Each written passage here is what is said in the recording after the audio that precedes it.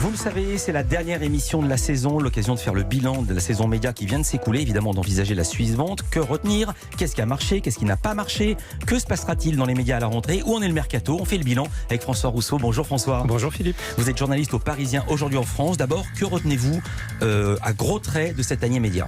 Je retiens que la télé est la grande gagnante. Forcément, avec le confinement qu'on a vécu, jamais les Français n'ont autant regardé le petit écran à la maison.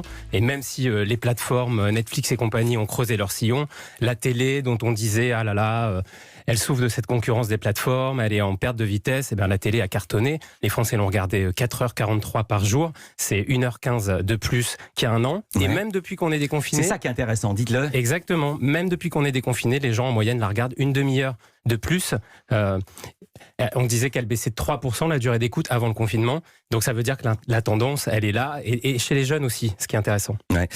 Qui à la télé tire son épingle du jeu, François? C'est clairement l'info, évidemment, avec ce qu'on a vécu. C'est les JT. En 2019, les JT étaient en baisse. TF1 avait perdu 300 000 téléspectateurs. Depuis la période qu'on a vécue, TF1 a repris l'avantage sur France 2. Les chaînes d'infos ont cartonné, évidemment, BFM toujours leader. Ouais. Il y a CNews, l'ex-Télé, qui creuse son sillon. Là, il y a du nouveau. Parce que CNews était à la traîne derrière LCI, et là, CNews...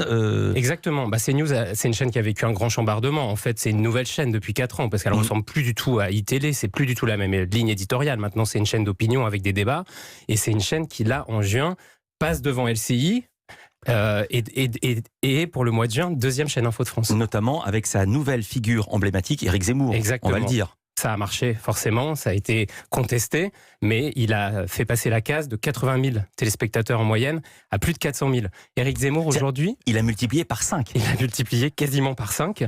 Et vous savez, quand on regarde sur les courbes, la minute la plus forte de CNews tous les jours, elle se situe vers 19h50 et elle est quasiment à 600 000 téléspectateurs. C'est devant Éric Zemmour. Autrefois, c'était 80 000. Il y a le succès d'Éric Zemmour, mais aussi le succès, l'irruption d'un personnage assez incroyable, le médecin professeur Raoult. Le professeur Raoult, c'est la star des chaînes info. Il est allé sur LCI, il est allé sur BFM. Il était chez Jean-Jacques Bourdin il y a 15 jours. Il a fait 1 million de téléspectateurs. C'est un record historique pour Jean-Jacques Bourdin. Habituellement, c'est combien l'audience à ce moment-là? C'est plutôt 700 800 000. D'accord. Voilà pour les succès.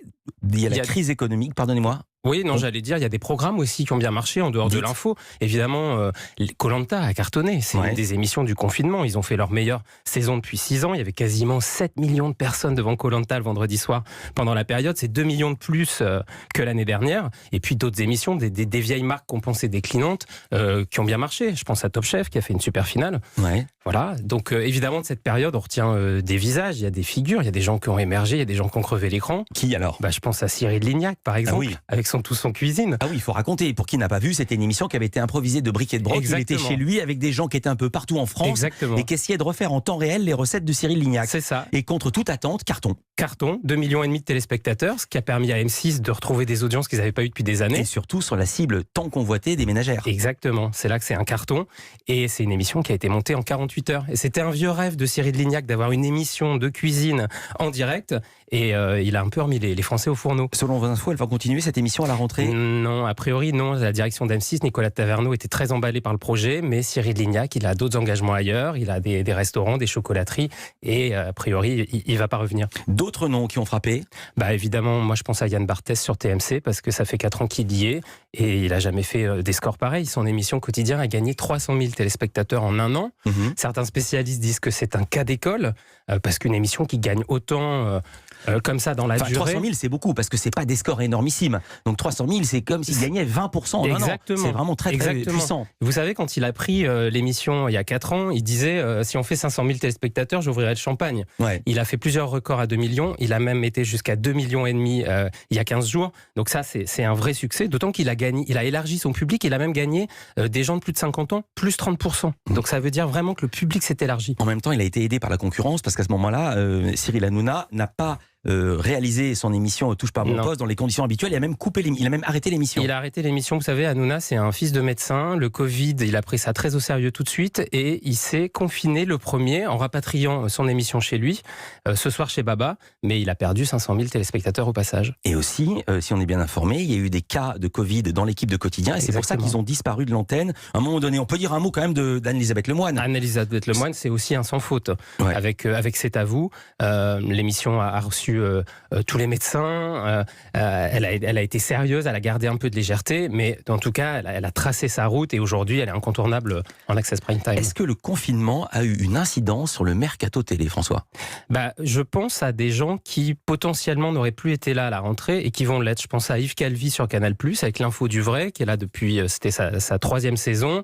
Je pense que la direction de Canal+, au regard des audiences un peu décevantes, pensait que ça s'arrêterait là. Finalement, c'est une belle marque pour la chaîne. Ça plaît aux abonnés et ils ont considéré que dans le contexte d'actu, sans savoir ce qui allait se passer dans les mois qui vont arriver, s'il y aurait une deuxième vague ou pas, que c'était bien de garder un talk d'infos de référence. Alors maintenant, le mercato de la rentrée.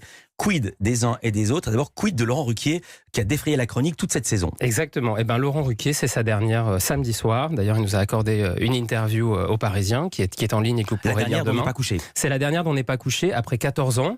C'est pas rien. Alors, c'est une émission qui, au fil des années, s'est un peu endormie, qui a pâli en audience, mais ça a été quand même 14 ans d'une grande messe. Ouais. C'était un grand rendez-vous. Souvenez-vous, c'était quand même l'émission des interviews sensations. Je me souviens très bien. Avec la première à 40% de part de marché. Exactement. Je me souviens très très bien. Exactement. Mais en 10 ans, l'émission, elle a égaré la moitié de ses téléspectateurs. Alors qu'est-ce qu'il va faire, Ruquier? Il quitte France 2 ou pas du tout? Non, il quitte pas France 2. Ce sera même heure, même chaîne, puisqu'à partir, a priori, de fin septembre, début octobre, il lancera une nouvelle émission. La vraie différence, c'est qu'elle sera en direct. Et c'est ce qui a aussi fait défaut à On n'est pas couché. Le samedi soir en direct. Le samedi soir en direct, aux alentours de 23h, 23h30, jusqu'à 2h du matin.